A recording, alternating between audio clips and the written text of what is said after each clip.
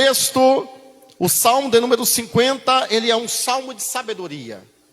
Ele é um salmo escrito por Asaf. Asaf era um músico que foi designado, escolhido pela pessoa de Davi.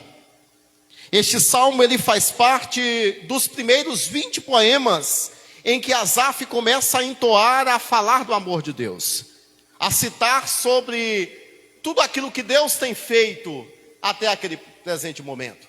Deus havia operado em meio à tribo de Israel, em meio à nação de Israel, em meio ao povo israelita. Deus já havia operado em meio ao decurso da história. Deus ainda continuava mostrando o seu poder, direcionando e chamando o povo ao arrependimento. E Asaf começa nesse texto a fazer uma separação entre o justo e o ímpio, entre aquele que serve a Deus e aquele que não serve, entre aquele que tem um coração de gratidão e aquele que não tem, que não é grato, entre aquele onde o Senhor o abençoou e ele voltou para agradecer, ou está debruçado no trono da graça com um sentimento de gratidão, e aquele que também foi abençoado por Deus, mas ele não voltou para agradecer, mas ele não cultua esse sentimento de gratidão. Ora, ser grato vai muito além de um obrigado. Ser grato vai muito além de um levantar a mão e dizer, oh, valeu. Ser grato é despertar um sentimento.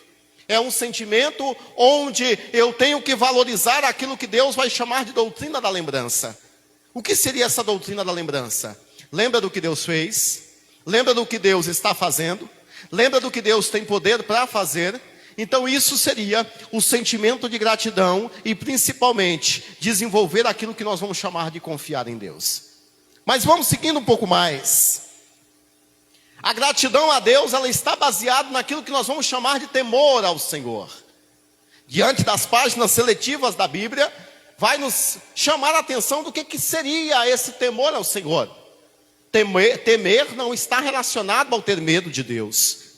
Não está relacionado ao respeito a uma divindade, porque seria uma divindade meramente vingativa.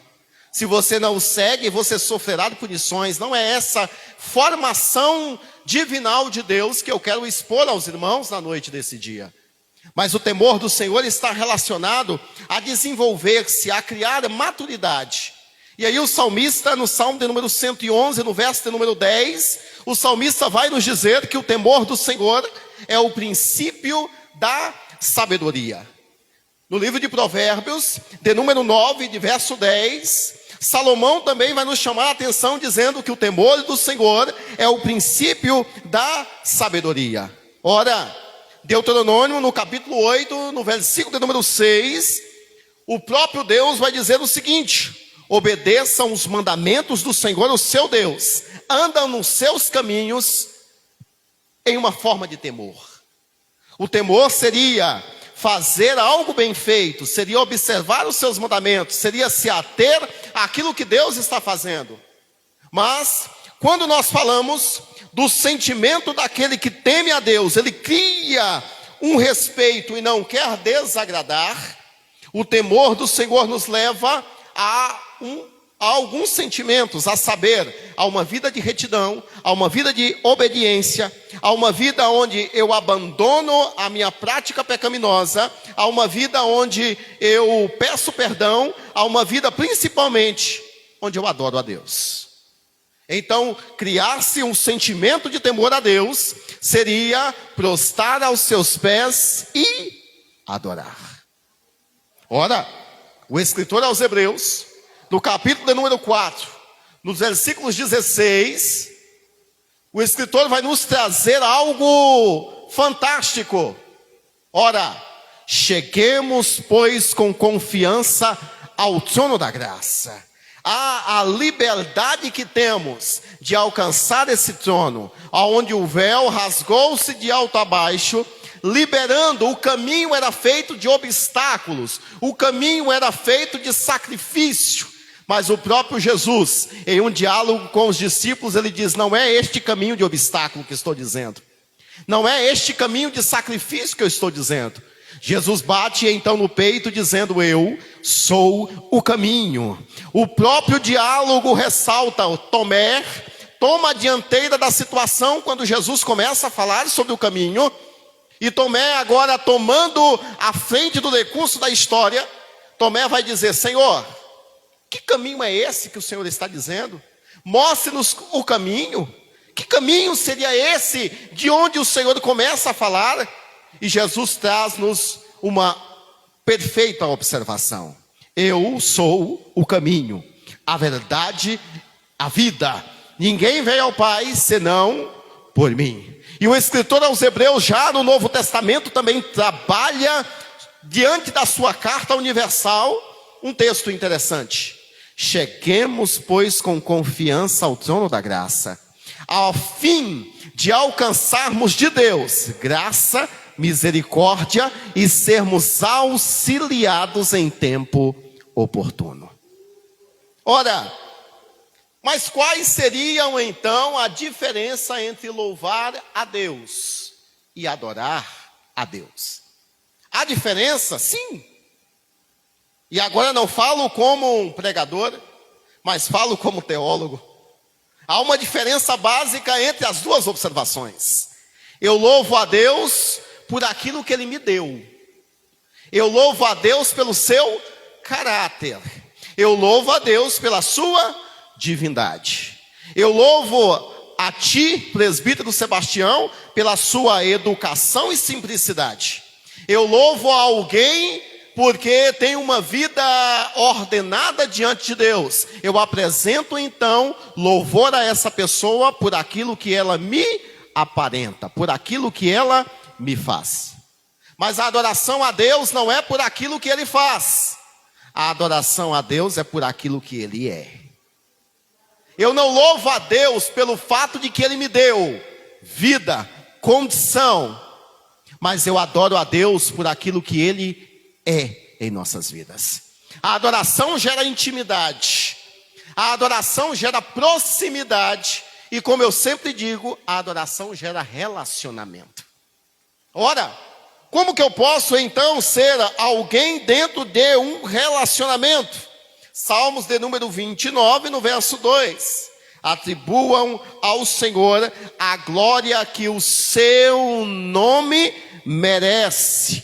Honra a Deus por aquilo que Ele é, pela sua santidade. Mas a adoração não pode ser de qualquer forma. A adoração tem que ser sincera, tem que ser reta, tem que ser simples. Isaías capítulo 29, no versículo 13... Deus irá chamar, irá pegar na orelha dos israelitas e dizer algo que nos leva à reflexão. Vocês estão próximos de mim e me louvam com os lábios de sua boca, mas o seu coração está longe de mim. Não é uma adoração de fachada. Não pode ser uma adoração pelo fato de que outras pessoas estão vendo. Mas tem que ser algo no seu íntimo, no seu aproximar de Deus, no seu relacionamento para com Deus. E agora o salmista vai nos trazer uma palavra simples, e aqui começa a minha pregação. Aquele que oferece sacrifício de louvor, este me glorificará. E eu tive a curiosidade de pesquisar aos irmãos outras versões. Esse mesmo texto, na versão da Septuaginta, versão dos 70, os 70 judeus que traduziram o Antigo Testamento, na versão da Septuaginta o texto está o seguinte: aquele que sacrifica no seu louvor, este glorifica a Deus. Na versão da Vulgata, que é uma versão mais atual, a ideia de louvor não é uma ideia de sangue, não é uma ideia de flexão de joelhos, não é uma ideia de forma externa, mas é uma ideia que mostra uma verdadeira adoração. Onde Jesus, no diálogo que teve com aquela mulher de Samaria, e ela começa a questionar: eu devo adorar onde? É em Jerusalém? É neste monte? É no outro? Aonde que eu devo então adorar? Então Jesus começa dizendo: não é o local, é você, é a sua intimidade, é o seu íntimo, é a sua devoção. Chegará o dia, e esse dia já é iminente, que Deus procura verdadeiros adoradores. O que Jesus estava dizendo? Em qualquer lugar que você esteja, você tem que trazer a essência da adoração. Se nós fôssemos olhar nas páginas seletivas da Bíblia, a adoração do Novo e do Antigo Testamento era diferente.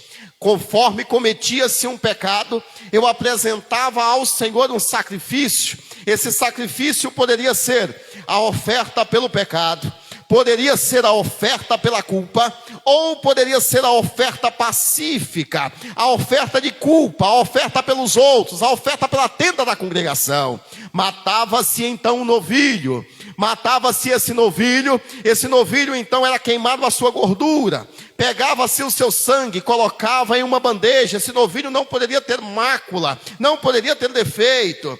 Pegava-se este sangue e o sacerdote molhava-se o seu dedo no sangue e começava a aspergir este sangue na tampa da arca da aliança, chamada de propiciatório, e este estaria sacrificando pelos pecados de si e da tenda da congregação. Mas Isaías começa trazendo algo totalmente diferente, uma versão diferente do contexto do sacrifício.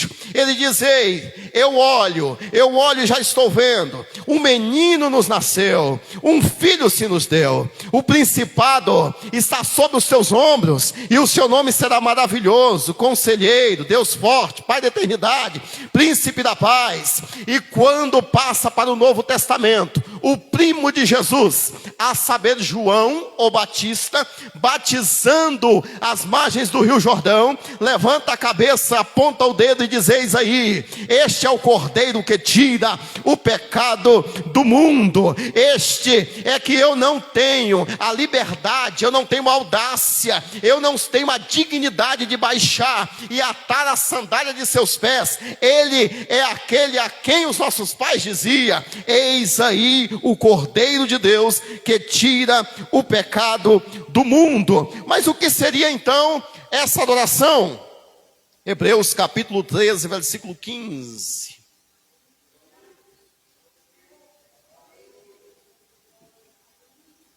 Ofereçam sempre a Deus sacrifício de louvor.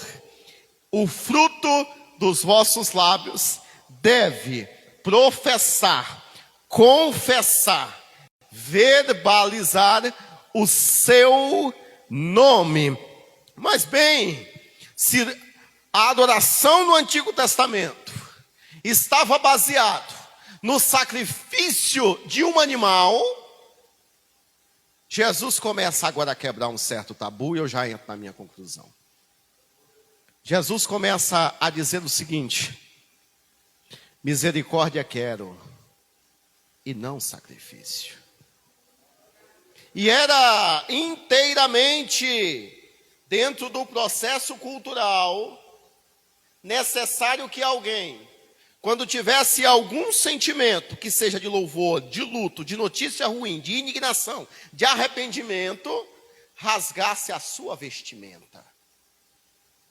Rasgava-se as suas vestes em sinônimo de humildade, em sinônimo de humilhação, em sinônimo de louvor. Josué, no capítulo 7, no versículo 6, Josué rasga as suas vestes perante a arca da aliança. Jó, de número 1, no verso 20, Jó rasga as suas vestes, coloca a sua cabeça sobre a terra, lança-se e o adora ao Senhor. Mas há um homem que vem quebrando o tabu. Este homem, ele começa a profetizar àqueles que estão vindo, remanescente dos 70 anos em que ficaram em Babilônia. A saber, é um profeta pequeno, pequeno não de estatura, mas porque o seu ministério foi pequeno. Seu nome, Joel. E Joel, no capítulo 2, no versículo 13, ele já nos traz uma forma de adoração diferente. Rasgai os vossos corações e não as vossas vestes. Ora, o que Joel está dizendo? Convertei-vos ao Senhor, aproximemos ao Senhor, mas aproximemos não só de lábios, não só de boca, faça todo mundo um jejum, não só de forma física, mas de forma íntima. Rasgai os vossos corações e não as vossas vestes. O Senhor talvez terá misericórdia. O Senhor talvez olhará por vocês.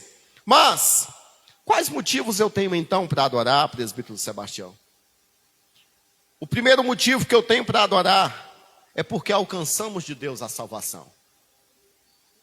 Não estamos aqui pelo fato de que somos merecedores, de que somos capacitados, ou de que somos alguma coisa num bem-estar social. Estamos aqui pela sua misericórdia. E em Efésios, Paulo vai escrever no capítulo 2, no versículo 8, a seguinte observação: pela graça sois salvos, mediante a vossa fé. Isso não vem de vós, é dom de Deus. Efésios vai nos trazer uma capacidade característica do amor de Deus. Pela graça, favor imerecido de Deus, sois salvos. Não vem de vocês. Paulo está dizendo, não é mérito, para que você não erga a cabeça, não estufe o peito, ou então empine o nariz.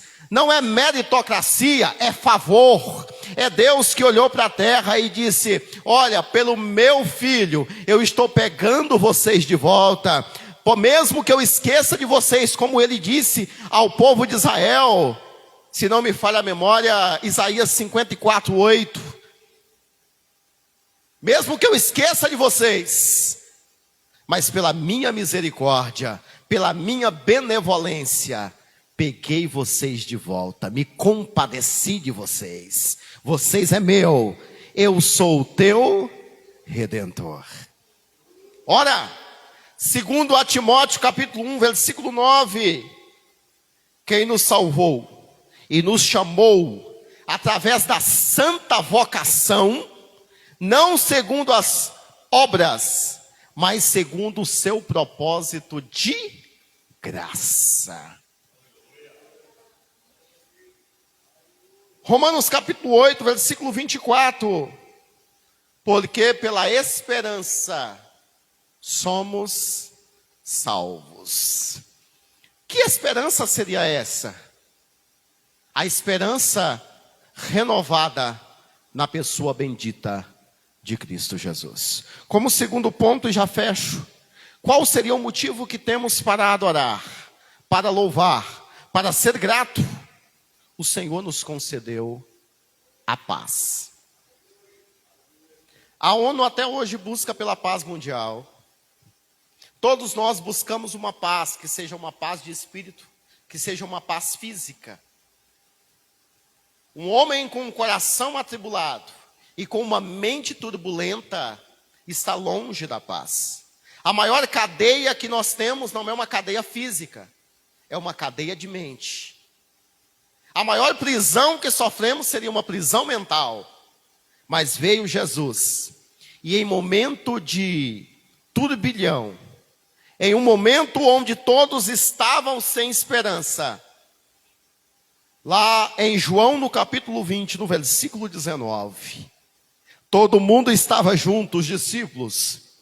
Chega então a tarde daquele dia, o primeiro da semana, cerrado, ou seja, fechada as portas. Estavam todos os discípulos com medo dos judeus.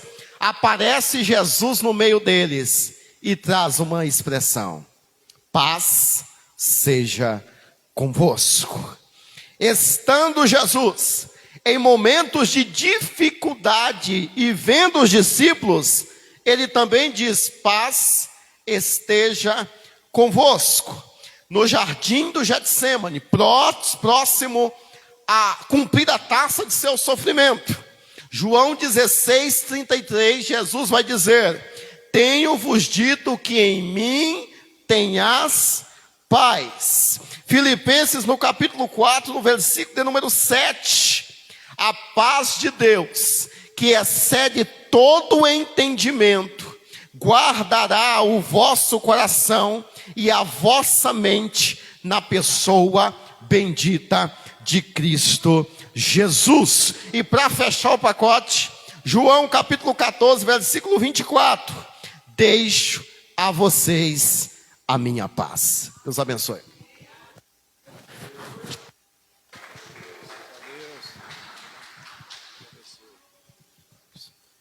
Aleluia, Jesus. Amém, irmãos?